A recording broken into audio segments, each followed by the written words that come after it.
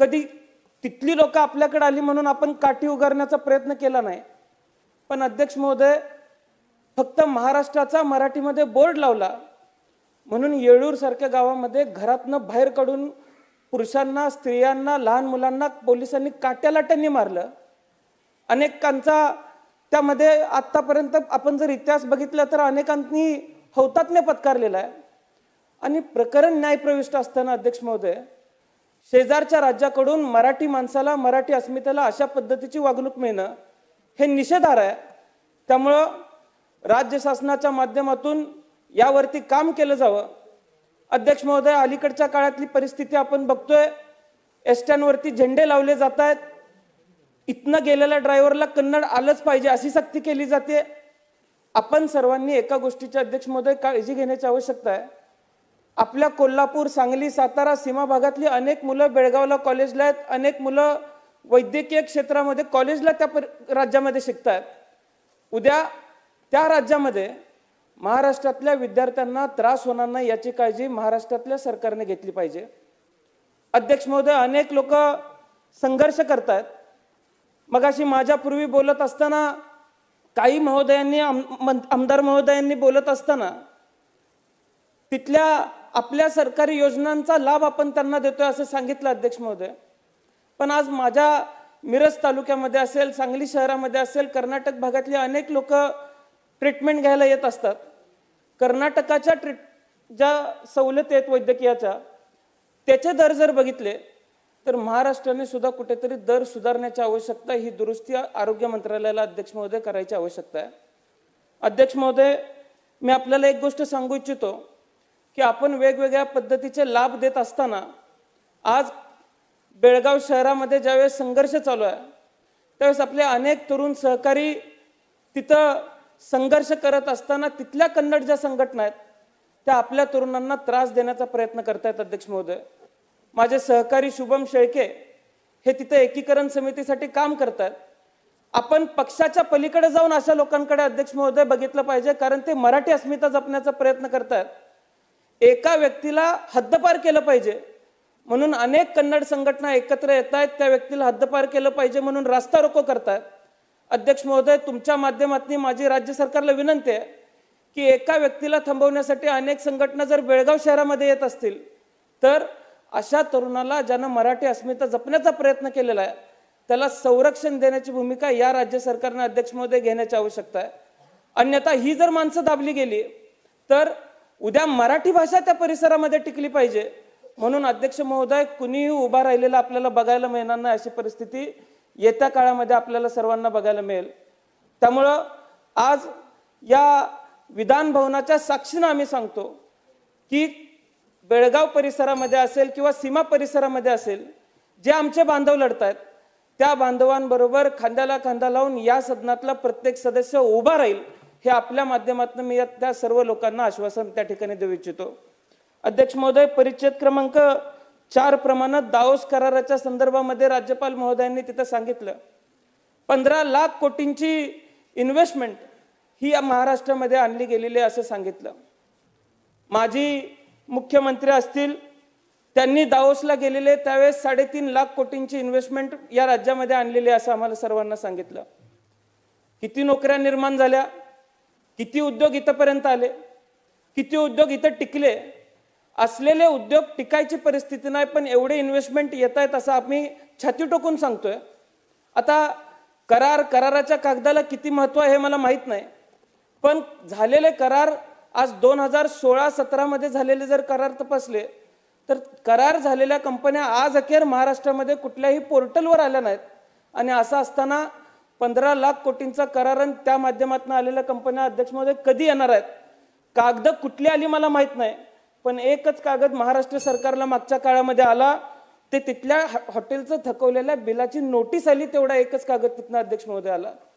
त्यामुळे अध्यक्ष महोदय, हे तपासण्याची आवश्यकता आहे की आपण कुठेतरी उद्योग आणि नोकऱ्या निर्माण करताना शेजारचं राज्य आंध्र प्रदेश असेल किंवा गुजरात असेल यांच्यासारखी वन विंडो सिस्टम निर्माण करण्याची अध्यक्ष महोदय आवश्यकता आहे। पोर्टलवरती जागा मागितल्यानंतर, सुविधा मागितल्यानंतर किती दिवसात तिथं जागा मिळते, उद्योग चालू होत आहेत, हे तपासण्याची आवश्यकता आहे। आणि त्यामध्ये आपल्या राज्याच्या माध्यमातून ज्या त्रुट्या आपल्या सर्वांसमोर निर्माण झालेल्या आहेत त्या सन्माननीय त्रुट्या सदस्य आपण सर्वांनी सुधारण्याची मनोज आवश्यकता आहे. जामसुदकर. एवढंच मी बोलतो आणि माझे 2 शब्द संपवतो. अध्यक्ष महोदय, राज्यपालांच्या अभिभाषणावरती या ठिकाणी मी बोलायला उभा आहे. या ठिकाणी आंध्र प्रदेशात शक्ती कायद्याच्या अंमलबजावणीनंतर महिला अत्याचारांची गुन्हे रोखण्यात त्या राज्याला यश आलं. महाराष्ट्रात त्याच धर्तीवर शक्ती कायदा बनवण्यात आला, परंतु अनेक कारणांमुळे त्याला केंद्राची अंतिम मंजुरी मिळालेली नाही. माननीय राज्यपालांच्या अभिभाषणामध्ये महिला सुरक्षेबाबत कुठेही उल्लेख झालेला नाही आहे. या ठिकाणी मी त्या निमित्ताने खेद व्यक्त करतो. अध्यक्ष महोदय, शिक्षणाच्या मुख्य प्रवाहापासून वंचित असलेल्या मुलांना शिक्षणाची दारे खुली करून देण्यासाठी शाळाबाह्य सर्वेक्षण केले जाते.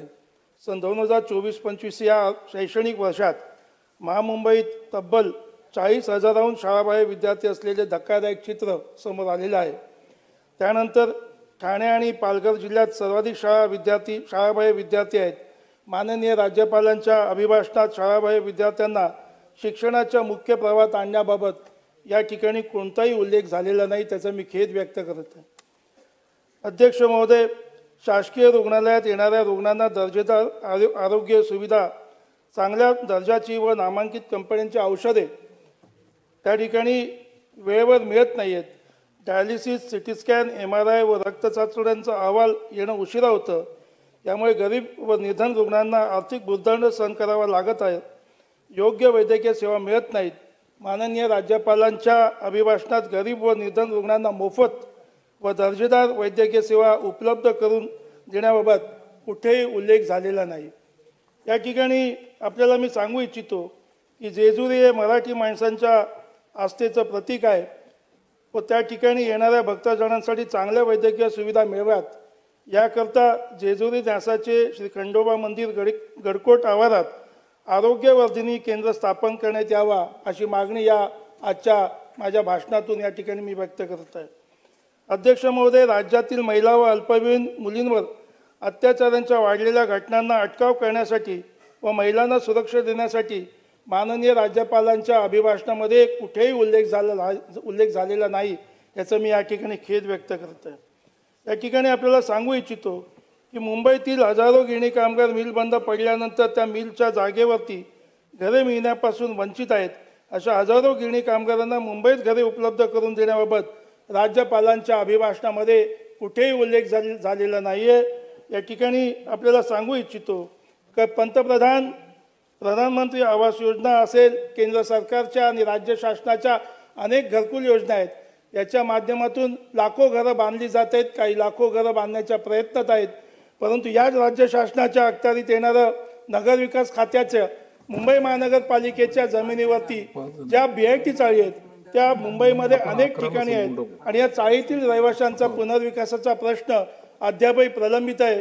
मी ज्या ठिकाणी लहानाचा मोठा झालो त्या भायखळा विधानसभेतील माझगाव तारवाडी BIT चाळीचा प्रकल्प आजही प्रलंबित आहे आणि आजही मुंबई महानगरपालिकेच्या माध्यमातून ज्या ठेकेदाराच्या माध्यमातून तो प्रकल्प राबवला जात आहे त्या ठेकेदाराच्या बाबतीमध्ये मी मागच्या हिवाळी अधिवेशनामध्ये मुख्यमंत्री महोदयांकडे मागणी केली होती की त्या ठेकेदाराला नगरविकास खात्याचे अधिकारी असतील, मुंबई महानगरपालिकेचे अधिकारी असतील आणि संबंधित रहिवासी लोकप्रतिनिधी यांची एक संयुक्त बैठक मी पुन्हा एकदा मागणी मुख्यमंत्र्यांकडे आपल्या माध्यमातून करत आहे की तातडीने हा प्रकल्प मार्गी लावण्याकरता मुख्यमंत्र्यांच्या दालनामध्ये संयुक्त बैठक आयोजित करावी आणि हे प्रकल्प होत असताना त्या ठिकाणी माहुल या ठिकाणी ज्या विषारी रहित या ठिकाणी लोकांना गेल्या 8-9 वर्षापासून राहायला पाठवलेलं आहे त्या माझ्या माहुलच्या रहिवाशांना तातडीने हा प्रकल्प चालू होत असताना पुन्हा माझगाव या परिसरामध्ये आणण्यात यावं अशा पद्धतीची मागणी या ठिकाणी मी आपल्याकडे करत आहे. या ठिकाणी पालघर जिल्ह्याची निर्मिती होऊन 10 वर्ष झाली परंतु अद्यापही त्या ठिकाणी सिव्हिल हॉस्पिटल मिळालेलं नाही आहे. आजही त्या भागातले बहुतेक रहिवासी आदिवासी त्या कुठल्याही नातेवाईकाला त्यांना ठाणे, नाशिक, मुंबई, गुजरात या ठिकाणी वैद्यकीय उपचारासाठी जात आहेत. अध्यक्ष महोदय, आज आपण पाहत आहोत की प्रत्येकाच्या हाताला काम पाहिजे, बेरोजगारी हटवण्याच्या घोषणा करण्यात येत असतात. दुसरीकडे महाराष्ट्रातील सरकारी नोकऱ्यांमध्ये तब्बल 60% सेवा घट झालेली आहे. शासनाने राज्यातील विविध विभागातील विविध संवर्गातील रिक्त पदे भरण्याच्या बाबत उल्लेख माननीय राज्यपालांनी कुठेही केलेला नाही. अध्यक्ष महोदय, राज्यात दिवसेंदिवस वाढत असलेलं कुपोषण कमी करण्याबाबत सक्षम उपाययोजना करण्यासाठी यासाठी देखील राज्यपालांनी कुठेही त्या ठिकाणी अभिभाषणात उल्लेख केलेला नाही. अध्यक्ष महोदय, या ठिकाणी खेद व्यक्त करतो की मुंबई अरबी समुद्रामध्ये उभारण्यात येणाऱ्या छत्रपती शिवाजी महाराजांचा तसेच दादर येथील परमपूज्य डॉक्टर बाबासाहेब आंबेडकरांच्या भारतरत्न डॉक्टर बाबासाहेब आंबेडकरांच्या भव्य स्मारकाची कामाच्या बाबतीतली सुरुवात आणि सदर स्मारके त्वरेने उभ्या करण्यासाठी कुठेही सक्षम उपाययोजना करण्याच्या बाबतीत माननीय राज्यपालांनी कुठेही अभिभाषणात उल्लेख केला नाही. याचा मी खेद व्यक्त करतो आणि या ठिकाणी आपण मला बोलायला संधी दिल्याबद्दल आपला आभार मानतो. जय हिंद, जय महाराष्ट्र, जय भीम. धन्यवाद सन्माननीय अध्यक्ष महोदय. माननीय राज्यपाल यांच्या अभिभाषणावर चर्चा करण्यासाठी आपण मला संधी दिली त्याबद्दल मी आपले आभार व्यक्त करतो.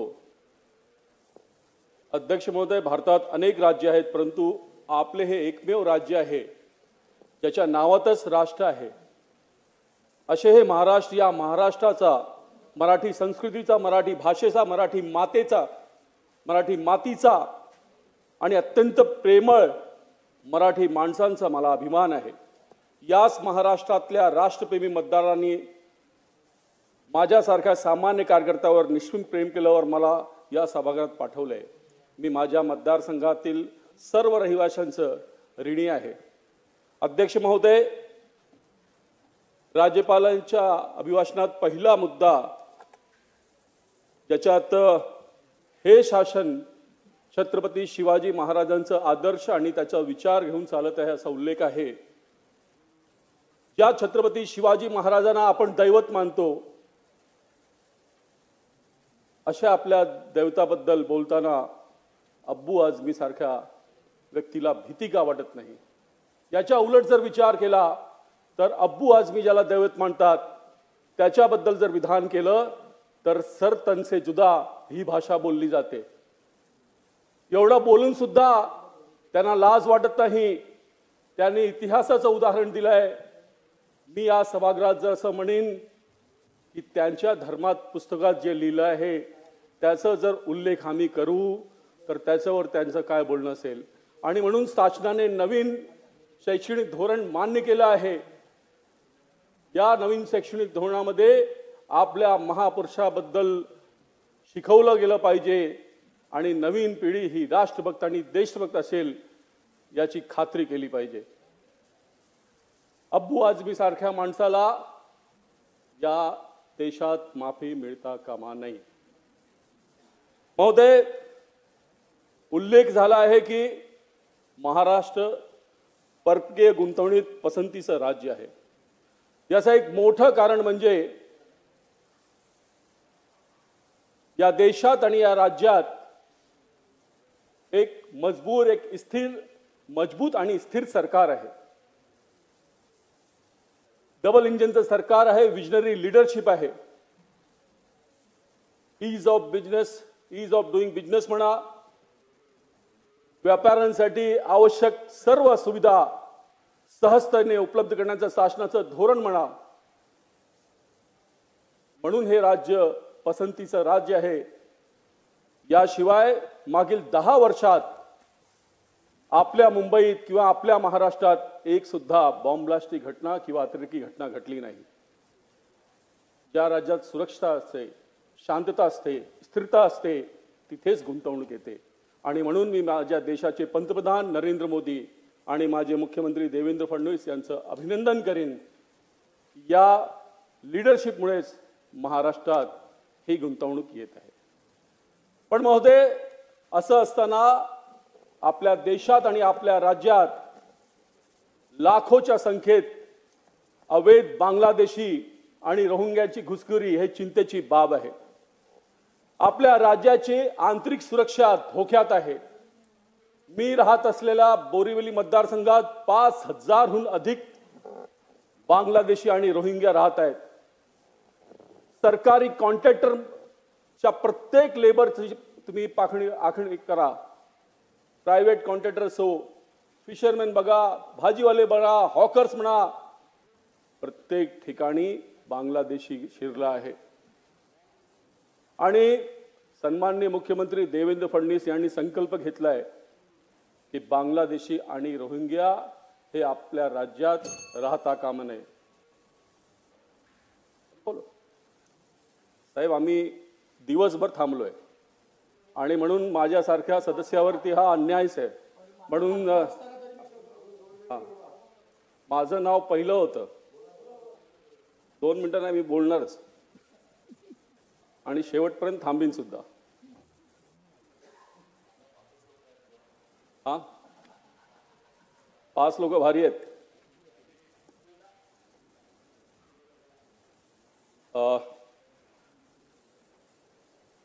सॉरी, माझं लय तुम्ही तोडलं. महोदय, राज्यपालांच्या अभिभाषणामध्ये गरिबांसाठी निवास संकुलांचा उल्लेख आहे. त्याबद्दल मी सरकारचं अभिनंदन करतो.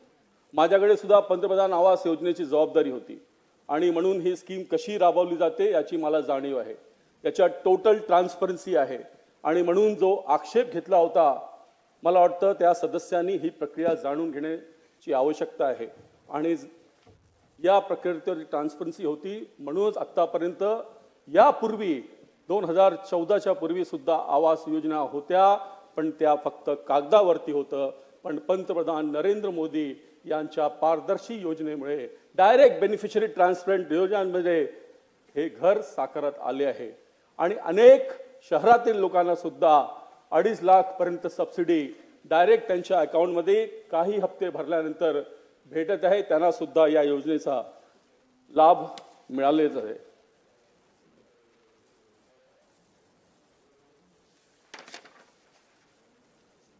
आदरणीय राज्यपाल महोदयांनी अभिभाषणामध्ये अंगणवाडी सेविकाची सुमारे 18,000 रिक्त पदे भरण्याचा उल्लेख केला आहे. त्याचप्रमाणे त्यांनी नोकरी करणाऱ्या महिलांना स्वतंत्र वसतिगृहे बांधण्याचे घोषित केले आहे. राज्यपाल महोदयांच्या अभिभाषणामध्ये लखपती दीदी या सरकारी योजनेचा उल्लेख झाला आहे आणि आतापर्यंत जवळपास 17 लाख भगिनीने या योजनेचा लाभ घेतला आहे आणि पुढील वर्षात ही संख्या 26 लाख करण्याचा सरकारचा जो मानस आहे त्याबद्दल सरकारचं मी अभिनंदन करतो. नरेंद्र मोदींचं जे धोरण आहे तेच धोरण महाराष्ट्राचे सन्माननीय मुख्यमंत्री श्री देवेंद्र फडणवीसजी या राज्यात राबवत आहेत. ही अभिमानाची गोष्ट आहे. महोदय, या अभिभाषणात पुण्यश्लोक अहिल्याबाई देवी यांचा उल्लेख आहे. ज्या अहिल्याबाईने देशात अनेक मंदिरांचं पुनर्निर्माण केलं, त्याच महाराष्ट्रात अभिमानाची गोष्ट आहे की आपल्या महाराष्ट्रात 3 ज्योतिर्लिंग आहेत आणि सोमनाथ, महाकाल, काशी विश्वनाथच्या धर्तीवरतीच या ज्योतिर्लिंगाची सुद्धा पुनर्निर्माण करण्याची आवश्यकता आहे आणि सरकार त्या दृष्टीने लक्ष घालेल असा मला पूर्ण विश्वास आहे.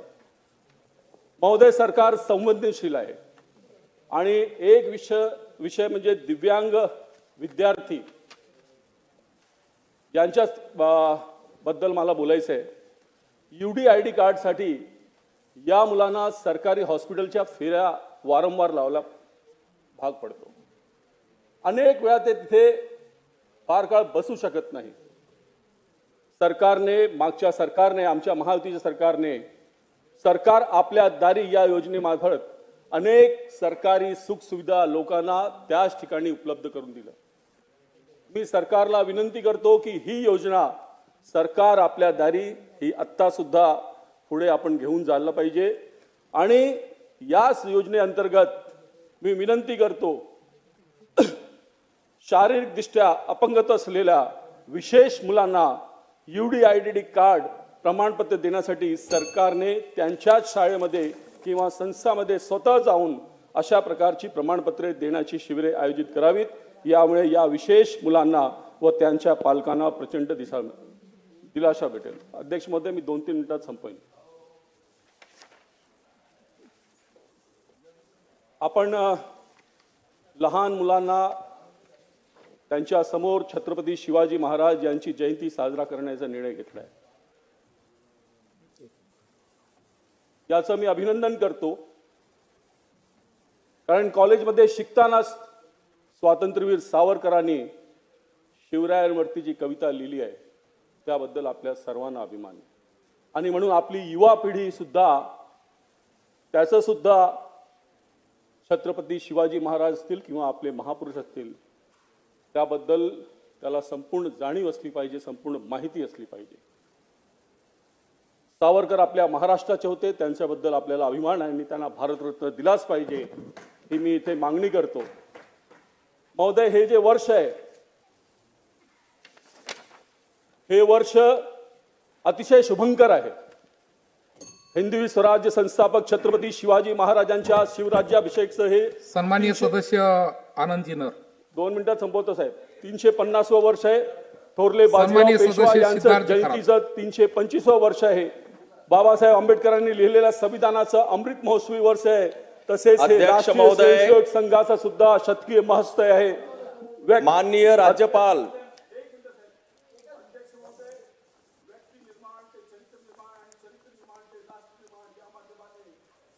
करून राष्ट्रीय स्वयंसेवक संघाने या देशात आपलं एक विशिष्ट स्थान निर्मित केलं आहे आणि अनेक आपदांमध्ये संघाने जे भूमिका केली आहे त्याबद्दल 100 वर्ष पूर्ण होताना शासनाने सुद्धा राष्ट्रीय स्वयंसेवक संघाचं अभिनंदन केलं पाहिजे अशी मी मागणी करतो. आणि महोदय, आपण इतक्या संयमाने आपण बसलायत, मी आपलं सुद्धा अभिनंदन करतो आणि राज्यपालांच्या अभिभाषणाचं समर्थन करतो आणि माझे वक्तव्य संपवतो. धन्यवाद. जय हिंद, जय महाराष्ट्र. अध्यक्ष महोदय, माननीय राज्यपाल यांच्या अभिभाषणावरती चर्चा करण्यासाठी आपण मला संधी दिली त्याबद्दल मी आपले आभार मानतो. आणि सकाळपासून आम्ही यासाठी थांबलो आहोत, तर आम्हाला फक्त जेवढा कालावधी त्या सदस्यांना दिला तितका किमान कालावधी द्यावा अशी विनंती करतो. महोदय, माननीय राज्यपाल महोदयांनी पॅरा क्रमांक 2 मध्ये महाराष्ट्रातील सर्व थोर पुरुषांचा उच्च आदर्शाचे सदैव पालन करील अशा प्रकारचा या ठिकाणी आश्वासित केलेला आहे. परंतु अध्यक्ष महोदय, आपण बघितले गेल्या काही वर्षामध्ये, गेल्या काही काळामध्ये महाराष्ट्रामध्ये जे काही रणकंदन घडलेलं आहे त्यामुळं आपल्या सगळ्यांच्या माना खाली गेलेल्या आहेत. बीडमधील संतोष देशमुख असेल, परभणीमधील सोमनाथ सूर्यवंशी असेल आणि जालनामध्ये धनगर समाजाचा कैलास बोराडे यांचा झालेला जो काही निघृण खून आहे, हत्या आहे, त्या मानवाला काळिमा फासणाऱ्या अशा या घटना घडलेल्या आहेत. आणि हे कशामुळं घडलेलं आहे तर आता बऱ्याच वक्त्यांनी या ठिकाणी मागणी केली की जे काही याच्यावर विचार करावा. भुजबळ साहेब बोलले, हे कशामुळं घडलेलं आहे? हे वकवकलेपणानं झालेलं आहे. राजकारण आणि समाजकारण या दोन्ही गोष्टी हातात हात घालून चालतात. कुठेतरी राजकारणाची नैतिक पातळी घसरलेली आहे. कुठेतरी आपण राजकारणामधून चढलेलो आहोत. जे बोलतायत ते स्वतः चढलेले आहेत. नैतिक पातळी घसरवण्यासाठी राजकारणातलं वकवकलेपण याला कारणीभूत आहे. म्हणून या घटना घडलेल्या आहेत. माणसाला नाव नाही, माणसाला भाव नाही, माजल्या बाजारपेठा, माणसाला भाव नाही. हा जो माणसाचा भाव कमी करण्याचं कारण कोण असेल तर इथली राजकीय व्यवस्था आहे. कारण नैतिक अधःपतन करण्यामध्ये या राजकीय व्यवस्थेनं हातभार लावलेला आहे. म्हणून महाराष्ट्राच्या या थोर पुरुषांचं नाव घेताना त्यांचा विचार आपण करत नाही आणि केवळ त्यांचा विचार जो आहे तो राजकारणासाठी होतोय. हे महाराष्ट्राचं दुर्दैव आहे आणि म्हणून याबद्दल मी खेद व्यक्त करतो. अध्यक्ष महोदय, या ठिकाणी दावोसच्या संदर्भामध्ये चर्चा झाली. सुमारे 15,72,000 कोटी रुपयाची गुंतवणूक केली. बाहेरचे उद्योग आले, परदेशातल्या कंपन्या आल्या. जंगल में मोर नाचा देखा किसने. हे सगळे कागदी घोडे आहेत.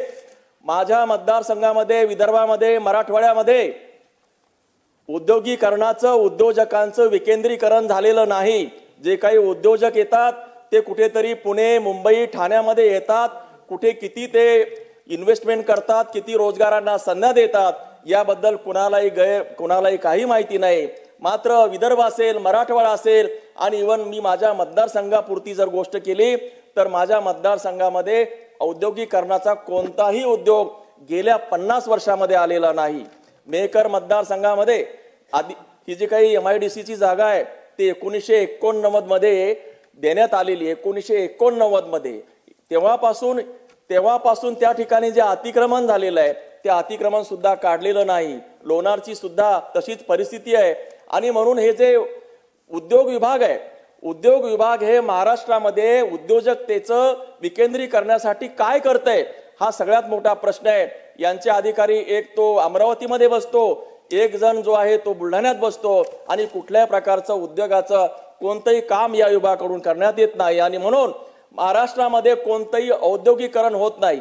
बाहेरच्या कंपन्यांना आपण आणतो, त्यांना रेड कार्पेट देतो, परंतु आपल्या भूमीमध्ये भौगोलिक परिस्थिती पाहता, तिथलं उत्पादन पाहता, त्याच्यावरती प्रोसेसिंग युनिट करण्यासाठी किंवा जे काही त्या भागातले स्थानिक उद्योजकांना प्रोत्साहन देण्यासाठी कोणत्याही प्रकारचं काम या सरकारने केलेलं नाही. आणि म्हणून हा सगळा भूलभुलैया आहे. माझी या निमित्तानं विनंती आहे की मेहकरमध्ये आणि लोणारमध्ये जे काही औद्योगिक क्षेत्र आहे ते डेव्हलप करण्यासाठी उद्योग विभागाने पुढाकार घ्यावा ही माझी विनंती आहे. दुसरं असं की त्या ठिकाणी प्लॉट पाडावेत आणि उद्योजकतेचा कॉन्क्लेव्ह जो आहे तो घेण्यासाठी मदत करावी. अध्यक्ष महोदय, सर्वात महत्वाचा मुद्दा मला या ठिकाणी आज मांडायचा आहे. या ठिकाणी सोयाबीनच्या संदर्भामध्ये 11,21,000 मेट्रिक टन खरेदी झाली. अतिशय चांगल्या प्रकारचं काम महाराष्ट्र शासनाने केली अशी वाहवा या ठिकाणी होत आहे. पण अध्यक्ष महोदय, 6 फेब्रुवारी पासून सोयाबीनची खरेदी केंद्रे नाफेडने बंद केलेली आहेत. 6 फेब्रुवारी पासून. आणि आज देखील 50% सोयाबीनचा जो काही माल आहे तो शेतकऱ्यांच्या. अध्यक्ष महोदय मी फक्त 5 मिनिट, मला आणखी 3 मिनिटं द्या. अध्यक्ष महोदय, सोयाबीनचं जी काही आहे 50% शेतकऱ्याच्या घरामध्ये पडून आहे. आणि म्हणून त्या सोयाबीनला एकतर राज्य शासनाने महायुतीच्या सरकारने त्यांच्या अजेंड्यामध्ये 6,000 रुपये त्यांना हमीभाव देऊ असं सांगितलं होतं. आणि म्हणून शेतकऱ्याला हमीभाव त्यांनी दिलेला नाही. अध्यक्ष महोदय, राज्य विधिमंडळाच्या 2025च्या पहिल्या अधिवेशनात बोलताना मला एक गोष्टीचा विशेष उल्लेख करावासा वाटतो. यावर्षी 8 मार्च रोजी आंतरराष्ट्रीय महिला दिनाचे सुवर्ण महोत्सवी वर्ष आहे. महाराष्ट्रातील माझ्या सर्व माता भगिनींना या महिला दिनाच्या मनापासून शुभेच्छा. लाडक्या बहिणींच्या प्रती असणारी स्नेहभावना महायुती सरकारने आपल्या कृतीतून व्यक्त केली आहे. नमो ड्रोन दीदी योजना, लखपती दीदी योजना यांना प्रोत्साहन देऊन आणि 18,000 अंगणवाडी सेविकांची रिक्त जागा भरणार हे जाहीर करून या सरकारने महिला सक्षमीकरणाला प्रोत्साहन दिलं आहे. पर्यावरण अनुकूल धोरणे, फास्ट कम्युनिकेशनची सुविधा आणि महाराष्ट्राचे अव्वल स्थान अबाधित राखणे या त्रिसूत्रीच्या आधारे काम करीत असलेल्या महायुती सरकारच्या कामकाजाचा आढावा मांडणाऱ्या राज्यपालांच्या अभिभाषणाचे मी मनापासून स्वागत करतो आणि समर्थनही करतो. अध्यक्ष महोदय, राज्यपालांच्या अभिभाषणात महाराष्ट्रातील इंडस्ट्रियल ग्रोथ प्रोत्साहित करण्याच्या दृष्टीने अनेक महत्त्वाचे निर्णय महायुतीच्या सरकारने घेतले आहेत. प्रामुख्याने 5,000 कोटी इन्व्हेस्टमेंट प्रमोशन सबसिडी डिस्बर्स करणे विविध इंडस्ट्रीजला राज्यामध्ये, MIDCच्या माध्यमातून 3,500 एकर इंडस्ट्रियल प्लॉट्सची अलॉटमेंट करणे, वाढती डिमांड लक्षात घेता notification of 1,000 acres land for industrial purpose, त्याच पद्धतीने 10 इंटिग्रेटेड इंडस्ट्रियल पार्क्स आणि इंटिग्रेटेड लॉजिस्टिक पार्क्स हे डेव्हलप करणे. या सर्व निर्णयांमुळे इंडस्ट्रियल ग्रोथ ही एनहान्स होणार आहे, सप्लाय चेन इफिशियन्सी ही इम्प्रूव्ह होणार आहे आणि वर्ल्ड क्लास बिझनेस इकोसिस्टम हे क्रिएट होणार आहे. पण याचबरोबर अध्यक्ष महोदय, मला एक महत्त्वाच्या बाबीकडे आपलं लक्ष वेधायचं आहे. Green energy open access rules ह्याचं इम्प्लिमेंटेशन अजूनपर्यंत डिले झाले, ज्याच्यामुळे महाराष्ट्राचा जो MSME सेक्टर आहे तो इफेक्ट होतोय. गव्हर्नमेंट ऑफ इंडियाने हे रूल्स इंट्रोड्यूस केले होते जून 2022 मध्ये, जेणेकरून MSME हे रिन्युएबल एनर्जीला अडॉप्ट करू शकतील, ज्याच्यामुळे त्याची जी पॉवर कॉस्ट आहे ती कमी होईल, त्याच्याने त्यांची कॉम्पिटेटिव्हनेस वाढेल आणि त्या अनुषंगाने एम्प्लॉयमेंट सुद्धा जास्ती जनरेट होईल. MERCनी जे काही नेसेसरी रेग्युलेशन्स आहेत त्या सुद्धा इश्यू केल्या आहेत नोव्हेंबर 2023 मध्ये, पण तरीही त्याला 1.5 वर्ष झालेत आणि MSEDCL यांनी अजूनही कमर्शियल सर्क्युलर जे आपल्याला गरजेचे आहेत ऑपरेशनल रूल्स करण्यासाठी ते अजून इश्यू केलेले नाही आहेत. मी माननीय मुख्यमंत्र्यांना आणि ऊर्जा मंत्र्यांना विनंती करतो की MSEDCLला डिरेक्ट करून हे जे कमर्शियल सर्क्युलर आहे in line with MERC regulation for clarifying guidelines on captive and group captive renewable energy projects हे करावे. राज्य सरकारने एन्श्युअर हे केलंच पाहिजे. त्याच पद्धतीने SLDC नी त्यांची जी ऑनलाईन पोर्टल आहे ही लवकरात लवकर लॉन्च केली पाहिजे, जेणेकरून जी ग्रीन ओपन ॲक्सेस ॲप्लिकेशन आहे ह्याची प्रोसेस ट्रान्सपरंट होईल. अध्यक्ष महोदय, पुणे आणि मुंबई यांचे पुणे मुंबई इकॉनॉमिक कॉरिडॉरद्वारे धोरणात्मक एकत्रीकरण केल्यास महाराष्ट्राचे इकॉनॉमिक स्टॅचर हे मल्टीफोल्ड्सनी एलिव्हेट होईल. पुणे आणि मुंबईच्या एकत्रित आर्थिक शक्तींचा पूर्ण लाभ घेण्यासाठी पुणे मुंबई इकॉनॉमिक कॉरिडॉरचा एक समग्र विकास उपक्रम म्हणून संकल्पना आणि अंमलबजावणी हे करणं आवश्यक आहे. यामध्ये भौतिक पायाभूत सुविधांची सुधारणा, स्पेशल इकॉनॉमिक झोन्सची निर्मिती आणि स्ट्रीमलाइन्ड रेग्युलेटरी फ्रेमवर्क्स ज्याच्यामुळे बिझनेस ऑपरेशन्स अट्रॅक्ट आणि फॅसिलिटेट होतील. मी सरकारला विनंती करतो की PMECच्या विकासाला प्राधान्य द्यावे, त्याचं नियोजन आणि अंमलबजावणीसाठी एक डेडिकेटेड ऑथॉरिटी स्थापन करावे आणि त्यासाठी लागणारे रिसोर्सेस सुद्धा अलोकेट करावे. असे कन्सर्टेड एफर्ट्सनी महाराष्ट्र नक्कीच एक leading economic power house nationally आणि ग्लोबली झाल्याशिवाय राहणार नाही. अध्यक्ष महोदय, महाराष्ट्रामध्ये रिस्ट्रिक्टिव्ह लँड यूज रेग्युलेशन्समुळे इंडस्ट्री एफिशियन्सी आणि कॉम्पिटिटिव्हनेस हा हॅम्पर होत आहे. त्यासाठी पॉलिसी रिफॉर्म्स इंट्रोड्यूस करणे गरजेचे आहे. प्रामुख्याने रिव्हिजन ऑफ सेटबॅक रिक्वायरमेंट्समध्ये, रिफॉर्म इन पार्किंग रेग्युलेशन्स आणि increase of floor area ratio या 3 सेक्टर्समध्ये समजा आपण रिफॉर्म्स एक्सपेडाइट केले तर नक्कीच इंडस्ट्रियल एफिशियन्सी वाढेल. शेवटी कन्क्लूड करताना अध्यक्ष महोदय, मला असं वाटतं की सरकार चालवायला लोकशाहीत बहुमत लागते, ते आमच्या सरकारकडे आहे. जनतेचा भक्कम पाठिंबा लागतो, ते सुद्धा आमच्या सरकारकडे आहे. उत्तम धोरणे आखणे आणि त्याची प्रभावी अंमलबजावणी करण्याची इच्छाशक्ती असणे ती सुद्धा आमच्या सरकारकडे आहे. आदरणीय देवेंद्र फडणवीस साहेब, आदरणीय एकनाथ शिंदे साहेब, आदरणीय अजितदादा यांच्यासारखे प्रगल्भ नेतृत्व ते सुद्धा या सरकारकडे आहेत. केंद्र सरकारचे पाठबळ लागते ते सुद्धा या सरकारकडे आहे. ही अनुकूल परिस्थिती लक्षात घेता व देवेंद्रजींचे पहिल्या 100 दिवसातले फोकस, स्पीड आणि स्केल पाहता विकसित भारताच्या उद्दिष्ट साधण्यामध्ये महाराष्ट्राचं योगदान सर्वाधिक असेल. महाराष्ट्र हेच देशातील अव्वल राज्य असेल याविषयी माझ्या मनात कुठली शंका नाही. आपण संधी दिल्याबद्दल खूप खूप धन्यवाद. सन्माननीय सदस्य देवेंद्र खोटे. आपण मला राज्यपालांच्या अभिभाषणावर चर्चा करण्याची संधी दिली. त्यांच्या भाषणाला समर्थन करत असताना मी राज्याचे कर्तृत्वान मुख्यमंत्री आदरणीय देवेंद्रजी फडणवीस साहेब, उपमुख्यमंत्री एकनाथजी शिंदे साहेब, उपमुख्यमंत्री अजितदादा पवार या त्रिशक्तींचं अभिनंदन व आभार व्यक्त करतो की त्या महायुतीच्या कार्यातून महाराष्ट्र विकसित दिशेकडे वाटचाल करत आहे. दावोस करारातनं 15,90,000 कोटीची गुंतवणूक महाराष्ट्रात होत असताना औद्योगिक विकासाबरोबर राज्याचा समतोल विकास करत शहर आणि ग्रामीण या दोन्ही भागाचा विकास महायुती सरकारच्या माध्यमातून होतोय. माझ्या सोलापूर शहरातील शासकीय अभियांत्रिकी महाविद्यालय हे 1960 पासून प्रलंबित होतं. त्यावेळेस अनुकूल परिस्थिती असताना आमच्या शहरातील अभियांत्रिकी महाविद्यालय त्यावेळेस कराडला हलवण्यात आलं होतं. जवळपास 60 ते 65 वर्ष सोलापूरचा यासाठी संघर्ष होता. 2016 साली सोलापूर शहराला अभियांत्रिकी महाविद्यालय मंजूर करण्यात आली होती. त्याचबरोबर 2024 साली उच्च तंत्र शिक्षण मंत्री चंद्रकांतदादा पाटील यांनी 300 कोटी रुपये देण्याची घोषणा देखील करण्यात आली होती. सध्या या सोलापूर शहरात जे तंत्रनिकेतन महाविद्यालय आहे याची स्वतंत्र 34 एकरची जागा व स्वतंत्र इमारत आहे. त्या ठिकाणी पुरेसा प्राध्यापक वर्ग देखील आहे. शासनाने जर पुढाकार घेतला व त्यास तत्परतेने मान्यता दिली तर जून 2025 पासून सोलापूर शहरातील अभियांत्रिकी महाविद्यालय सुरू होऊ शकतं असं तिकडच्या प्राचार्याचं व तज्ज्ञांचं मत आहे. तर आपण शासनाला या संदर्भातून सूचना देऊन योग्य ते उपाययोजना करण्यासाठी प्रयत्न करण्यात यावं. सोलापूर शहर हे वस्त्रोद्योगाचं शहर आहे. जवळपास 1 लाखहून अधिक या ठिकाणी यंत्रमागधारक आणि कामगार सोलापूर शहरात आहेत. वस्त्रोद्योगाला एकंदरीत अनुकूल वातावरण असताना सोलापूर शहरात टेक्सटाईल पार्क होणं अत्यंत गरजेचं आहे. सोलापूर शहरातील टेक्सटाईल पार्कमध्ये चादर असेल, टॉवेल असेल, युनिफॉर्म गार्मेंट असेल याचं एकत्रित समावेश झालं तर वस्त्रोद्योगाला चांगला वाव मिळेल.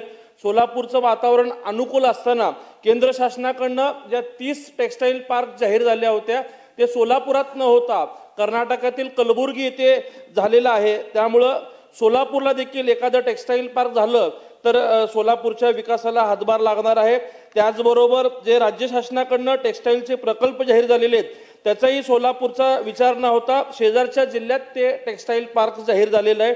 तरी शासनाने वस्त्रोद्योगाला अनुकूल असलेलं सोलापुरातील वातावरण व तेथील कामगारांचं असलेलं कौशल्य लक्षात घेता सोलापूरच्या वस्त्रोद्योगासाठी टेक्स्टाईल पार्क जाहीर होण्यासाठी मी आपल्या माध्यमातून विनंती करतो.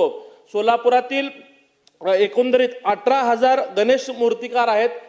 POPवरील बंदीमुळं त्यांच्या उदरनिर्वाहासाठी देखील उपासमारीची वेळ आलेली आहे. POPवरील बंदीचा अंतिम निकाल लागेपर्यंत त्यांच्यावरती कारवाई होऊ नये अशी आपण शासनाला आपल्या माध्यमातून सूचना द्यावी ही देखील मी आपल्याला विनंती करतो. आमच्या सोलापूर शहर हे कर्नाटक, तेलंगणा, आंध्र या सीमे भागात असल्यामुळं या ठिकाणी गोहत्याचा, गोतस्करीचा प्रमाण देखील मोठ्या प्रमाणात आहे. तर जे गोरक्षक आहेत हे गोरक्षणाला गेल्यानंतर त्यांच्यावरती हल्ले होतात, त्यांच्यावरती खोटे गुन्हे दाखल करण्याचा प्रमाण देखील मोठ्या प्रमाणावरती आहे. तर मी राज्य शासनाला या माध्यमातून विनंती करतो की गोरक्षणाच्या संरक्षणार्थ आपण चांगले कायदे करावे आणि जे कोणी यांच्यावरती हल्ले करतील त्यांच्यावरती गंभीर स्वरूपाचे गुन्हे दाखल करण्यासाठी देखील शासनाने प्रयत्न करावं. महायुती सरकार असतील देवेंद्र फडणवीस साहेबांच्या माध्यमातून सोलापूर शहराला आजतागायत चांगल्या पद्धतीने निधी उपलब्ध करून दिलेला आहे. आमचा पालखी मार्ग असेल, आमचा अक्कलकोट, तुळजापूर, गाणगापूर या सर्व तीर्थक्षेत्राला जोडणारे रस्ते देखील या सरकारने केलेले आहेत. पालकमंत्री जयकुमार गोरे साहेबांच्या माध्यमातून देखील आमची दुहेरी पाईपलाईन उजनीची पूर्णत्वाला येत आहे. आमच्या शहराला या सरकारने आजपर्यंत चांगल्या प्रमाणात निधी दिले त्याबद्दल मी या सरकारचं अभिनंदन करून आभार व्यक्त करतो. व जे काही आणखी आमची शासकीय योजना प्रलंबित असतील ते येणाऱ्या काळात शासनाने पूर्ण करून द्याव्यात. सोलापूर महानगरपालिकेच्या अमृत 2 साठीची निधी असेल, आमच्या 100 इलेक्ट्रिक बसचा विषय असेल, या सगळ्या योजनेसाठी शासनाने आम्हास सहकार्य करावे अशी विनंती माझ्या भाषणातून करतोय. या ठिकाणी थांबतो. धन्यवाद. सन्माननीय सदस्य प्रवीण स्वामी, 2 मिनिटात संपवायचं. संपलं मग. अध्यक्ष महोदय, महामहिम राज्यपाल यांच्या अभिभाषणाच्या संदर्भाने बोलत असताना अनेक उल्लेखनीय बाबी त्यामध्ये समाविष्ट आहेत. त्याबद्दल माननीय राज्यपालांचं मनपूर्वक अभिनंदन. त्याचबरोबर अनेक गोष्टींचा त्याच्यामध्ये उल्लेख नाही. त्यामध्ये सद्यस्थितीत राज्यातील नगरपंचायत, नगरपालिका कार्यक्षेत्रातील विवाह नोंदणीचे अधिकार वैद्यकीय अधिकारी, अधीक्षक यांना दिलेले आहेत. विवाह नोंदणी प्रमाणपत्र जरी मिळत असले तरी ते ऑफलाईन दिले जातात. त्यामुळे या प्रमाणपत्रावर बारकोड नाही. परिणामी हे प्रमाणपत्र विवाहितेच्या आधार दुरुस्तीसाठी ग्राह्य धरले जात नाहीत. त्याचसोबत अनेक दिव्यांगांना हाताची पायाची बोटे नसल्याने त्यांचे आधार कार्ड निघत नाहीत. यामुळं या सॉफ्टवेअरमध्ये सुधारणा करावी. त्याचसोबत विधानसभा निवडणुकीच्या पूर्वी सध्याचे मुख्यमंत्री सन्माननीय फडणवीस साहेबांनी मंगळवेढा येथे लिंगायत सन्मान यात्रेच्या समारोप प्रसंगी महात्मा बसवेश्वर आर्थिक विकास महामंडळाची घोषणा केलेली होती. याबाबत पुढं काय झालं याची माहिती मिळावी. या महामंडळाची स्थापना करून त्यासाठी भरघोस निधी उपलब्ध करून द्यावा व जगज्योती महात्मा बसवांना यांचा सन्मान करावा ही विनंती मी या ठिकाणी करतोय. अध्यक्ष महोदय, 2002 पासून महाराष्ट्रात सर्व जिल्हा परिषद अंतर्गत जिल्हा, तालुका, महापालिका, नगरपालिका स्तरावर विविध क्षेत्रात कंत्राटी पद्धतीवर काम करणारे कर्मचारी DED, BEd, set, net, PhD आहेत.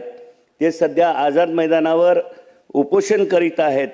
त्यांच्याकरिता 2024 ऑक्टोबर या दिवशी त्यांना 50% कर्मचाऱ्यांना कायम करण्यात आलेला आहे आणि उर्वरित कर्मचाऱ्यांसाठी कायम करण्याची मागणी या ठिकाणी मी करत आहे.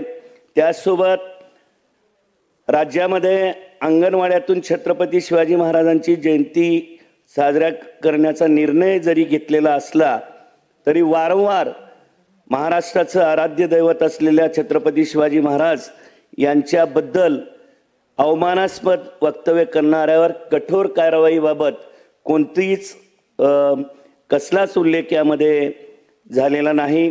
समान वेतन समान काम धोरणानुसार राज्यातील शिक्षण सेवकाची पदं रद्द करण्यात यावीत किंवा त्यांचा कालावधी 1 वर्ष करण्यात यावा किंवा 40,000 इतका मानधन त्यांना देण्यात यावं. त्यासोबत राज्य शासन रक्तदान अवयवदान याविषयी जनजागृती करत असताना ज्या व्यक्तीनं अवयवदान केलं आहे किंवा मरणोत्तर देहदान करून इतरांचे प्राण वाचवले आहेत अशा व्यक्तींना मरणोत्तर देहदान केलेल्या व्यक्तीच्या कुटुंबियांना प्रोत्साहनपर आर्थिक मदत देता येईल का याबाबत विचार करावा. सन 2024 मध्ये झालेल्या माझ्या उमरगा लोहारा मतदारसंघातील अतिवृष्टीग्रस्त शेतकऱ्यांना अद्यापही शासनाकडून आर्थिक मदत मिळालेली नाही. याबाबत दप्तर दिरंगाई होत असल्याचे दिसून येते. याबाबत तात्काळ कारवाई करून शेतकऱ्यांना आर्थिक मदत करावी.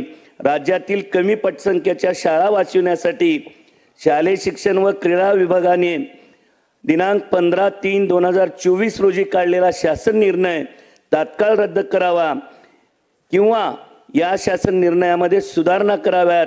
नवीन दिलेली पटसंख्येची अट रद्द करावी, कारण या शासन निर्णयामुळे राज्यातील लाखो प्राथमिक शिक्षकांची पदे कमी होणार आहेत.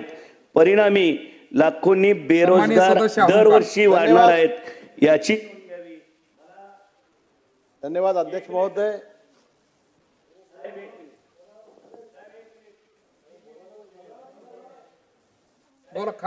धन्यवाद अध्यक्ष महोदय. माननीय राज्यपालांच्या अभिभाषणावर चर्चा करण्याकरिता मी उभा आहे आणि आपण मला ही संधी दिलीबद्दल मी आपला आभारी आहे. माननीय अध्यक्ष महोदय, केंद्र पुरस्कृत PM ई बस सेवा योजना या अंतर्गत पहिल्या टप्प्यात 80 महानगरपालिकांसाठी 1290 इतक्या बस मंजूर केल्या व बस आगार विकसित करण्यासाठी आर्थिक सहाय्य देणार असे सांगण्यात येते. परंतु अध्यक्ष महोदय, फक्त मुंबईमध्ये बेस उपक्रमाला 5,000 ते 6,000 नवीन बसची आवश्यकता आहे. येथील बेस्ट कामगारांना कॅन्टीन सारखी सुविधा उपलब्ध नाही आहे. इथे जे बस कंडक्टर आहेत त्यांना भरती नाही आहे आणि नवीन भरती करून घेतली जात नाही आहे. तसेच जे कंडक्टर आहेत त्यांना पुढच्या कामासाठी पाठवण्यात येत आहे. अध्यक्ष महोदय, माझ्या मतदारसंघामध्ये लोखंडवाला हा उच्चगृह इमारतीसारखा विभाग आहे. या विभागामध्ये पूर्ण विभागामध्ये रस्त्याचे आणि पर्जन्य जलवाहिनीचे काम चालू आहे. त्या भागामध्ये जिथे महानगरपालिकेने पर्जन्य जलवाहिनीचे आणि रस्ते काँक्रीट करण्याचे काम चालू केलेले आहे, असे यमुना नगरमध्ये काम चालू केल्या नोव्हेंबरच्या महिन्यामध्ये आणि डिसेंबर जानेवारी यामध्ये काम परत थांबवला. बोललं की काम बंद करण्याचे आदेश कमिशनरने दिलेले आहेत, आयुक्तांनी दिलेले आहेत. मी त्यांना भेटल्यानंतर कमिशनरने ऑर्डर परत केलेत. त्याच्यानंतर काम चालू केला. परत आता असं बोलण्यात येत आहे की कमिशनरने काम करण्यासाठी नाही बोललेले आहेत. अध्यक्ष महोदय, या भागामध्ये जो खोदून ठेवलेला रस्ता आहे, जो खोदून ठेवलेले पर्जन्यचे जागा आहे, तिथे पावसाळ्याच्या अगोदर जर हे काम झालं नाही तर पूर्ण रस्त्यामध्ये पाणी भरणार आणि लोकांना त्रास होणार आहे. अध्यक्ष महोदय, माझ्या मतदारसंघात राजसारथी वसाहत इथे रिटेनिंग वॉल संरक्षक भिंत यासाठी आपल्या अनधिकृत झोपडीपट्टीवाले हे त्यांना रिटेनिंग वॉल संरक्षण भिंत बांधण्यासाठी देत नाही आहेत. त्यासाठी मी पोलिसांना बोललेलो आहे की कृपया त्यांना मदत करण्यात यावी. आपले कलेक्टर साहेबांनी ती भिंत पास केलेली आहे, परंतु तो काम पुढे होत नाहीये. अध्यक्ष महोदय, 2 मिनिटं एक साहेब, माझ्या विभागामध्ये बोलल्यानंतर हा जो भाग आहे ह्या भागामध्ये जर या संरक्षण भिंतीचं काम झालं नाही तर होणार काही, त्याच्यामुळे बाजूला जे बिल्डिंग आहे त्या बिल्डिंगला पण इजा पोहोचणार आहे, त्या बिल्डिंगला पण त्रास होणार आहे. अध्यक्ष महोदय, माझं म्हणणं एवढंच आहे की आपण जो काम पास केलेला आहे त्यामध्ये अनधिकृत लोक येऊन दादागिरी करून जर आपल्या लोकांचं काम थांबवत असेल तर ही बाब खूप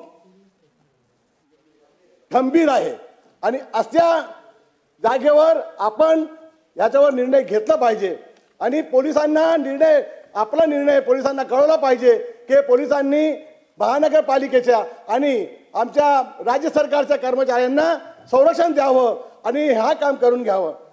अध्यक्ष महोदय, एक मिनिट, फक्त एक मिनिट, लास्ट एक मिनिट. अध्यक्ष महोदय, माझ्या विभागामध्ये मोठ्या प्रमाणात वर्सोवा या भागामध्ये मच्छीमार हे लोक राहतात. मी गेल्या 2 वेळा सन्माननीय सदस्य बालाजी काळे यांच्या डिझेलच्या पडतीसाठी आपल्याला आवाज उठवलेला आहे.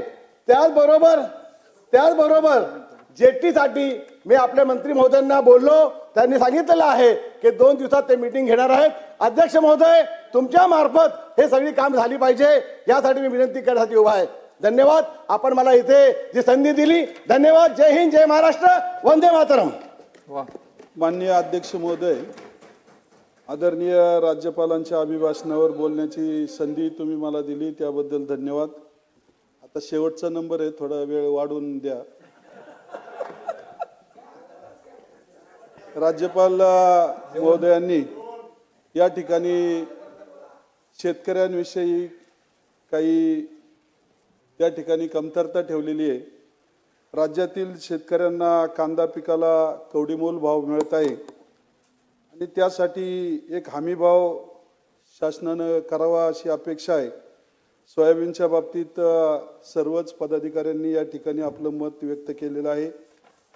100% कर्जमाफीचा इलेक्शन पूर्वीचा सरकारने शब्द पाळून शेतकऱ्यांना ती कर्जमाफी द्यावी अशी अपेक्षा व्यक्त करतो. त्याचबरोबर या ठिकाणी आपले ग्रामविकास मंत्री महोदय या ठिकाणी आहेत. मोठ्या मोठ्या रस्त्यांच्या घोषणा आणि इतर कामं मोठ्या प्रमाणामध्ये चालू आहे, परंतु ग्रामीण भागामध्ये आदिवासी भाग असेल, दलित वस्त्या असतील, ठाकरवाड्या असतील आणि इतरही वस्त्या असतील, यासाठी छोट्या मोठ्या रस्त्यांचा विचार आजही मोठ्या प्रमाणामध्ये केला जात नाही आणि त्यामुळं प्रधानमंत्री सडक योजनेबरोबरच मुख्यमंत्री सडक योजना आणली आणि यावर्षीच्या 24-25च्या मुख्यमंत्री सडक योजनेच्या संदर्भात अजूनही मंजुऱ्या मंत्री महोदय आपण लवकर द्याव्यात अशी अपेक्षा या ठिकाणी व्यक्त करून आपल्या माध्यमातून येणारा 25-15चा निधी या ठिकाणी या आर्थिक वर्षात संपला किंवा नाही मला माहीत नाही, परंतु तरी सुद्धा काहीतरी शेवटच्या टप्प्यामध्ये तरतूद करून आमच्यासारख्या नवीन सदस्यांना तरी या ठिकाणी सहकार्य करावं अशी अपेक्षा या ठिकाणी व्यक्त करतो. आणि त्याचबरोबर राज्यातील सर्व आदिवासी बांधवासाठी कोणत्याही प्रकारची ठोस भूमिका आपल्या अभिभाषणामध्ये त्या ठिकाणी नमूद केली नाही. आमचा खेड आळंदी असेल, जुन्नर असेल, आंबेगाव असेल, मावळ मुळशी असेल, या ठिकाणी आदिवासी बांधव मोठ्या प्रमाणामध्ये पश्चिम भागामध्ये राहण्यासाठी आहे.